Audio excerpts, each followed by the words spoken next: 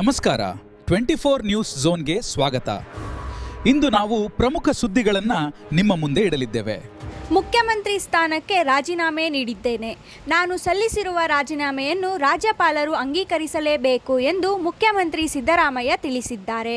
ಮೇ 28ರಂದು ಮಧ್ಯಾಹ್ನ 3 ಗಂಟೆಗೆ ಬೆಂಗಳೂರಿನ ಲೋಕಭವನಕ್ಕೆ ತೆರಳಿ ರಾಜೀನಾಮೆ ಪತ್ರವನ್ನು ರಾಜ್ಯಪಾಲರ ವಿಶೇಷ ಕಾರ್ಯದರ್ಶಿಯವರಿಗೆ ಸಲ್ಲಿಸಿ ಬಳಿಕ ನಡೆದು ಮಾಧ್ಯಮಗೋಷ್ಠಿಯಲ್ಲಿ ಅವರು ಮಾತನಾಡಿದರು.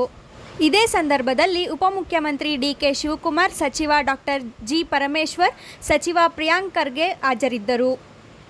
ಇದಕ್ಕೂ ಮೊದಲು ಕಾವೇರಿ ನಿವಾಸದಲ್ಲಿ ಉಪಹಾರ ಕೂಟ ನಡೆದಿದ್ದು, ಸಿದ್ದರಾಮಯ್ಯ ಮತ್ತು ಸಂಪುಟ ಸಚಿವರೆಲ್ಲರೂ ಭಾಗವಹಿಸಿದ್ದರು.